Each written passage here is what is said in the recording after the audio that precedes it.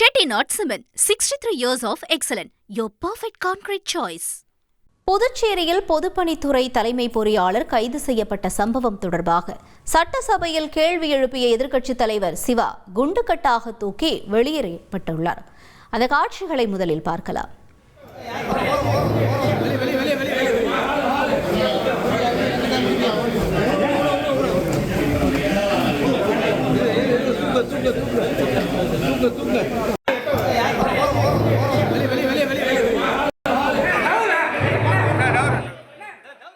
இதுகுறித்தான கூடுதல் தகவல்களை செய்தியாளர் எழில்குமார் வழங்க கேட்போம். எழில்குமார், வணக்கம். என்ன நடந்தது சட்டசபையில்? முழு விவரங்கள் என்ன? புதுச்சேரி சட்டப்பேரவையின் பட்ஜெட் கூட்டத்தொடர் தொடங்கி நடைபெற்று வரும் நிலையில் இன்றைய தினம் 10வது நாள் கூட்டம் தொடங்கி நடைபெற்று வந்தது.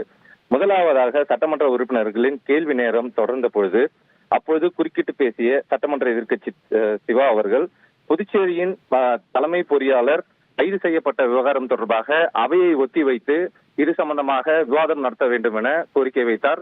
இதே கோரிக்கையை காங்கிரஸ் சட்டமன்ற உறுப்பினர்களும் திமுக சட்டமன்ற உறுப்பினர்களும் பேரவையில் கோரிக்கை வைத்தனர்.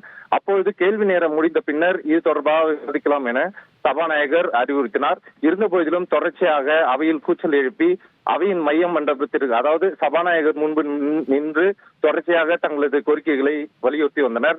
அப்பொழுது சபாநாயகர் செல்வம் உடனடியாக சட்டமன்ற எதிர்க்கட்சி தலைவர் அவர்களை குண்டுகட்டாக தூக்கி வெளியேற்ற உத்தரவிட்டார். இதனைத் தொடர்ந்து அவை காவலர்கள் சட்டமன்ற எதிர்க்கட்சி தலைவரை குண்டுகட்டாக தூக்கி வெளியேற்றினர். இதனை கண்டித்து திமுக மற்றும் காங்கிரஸ் சட்டமன்ற உறுப்பினர்கள் வெளிநடப்பு செய்தனர். இருந்த போதிலும் தொடர்ச்சியாக சட்டப்பேரவை கூட்டம் நடைபெற்று வந்து கொண்டிருக்கிறது. விவரங்களுக்கு நன்றி எழில். Chettinad Cement, 63 years of excellence. Your perfect concrete choice.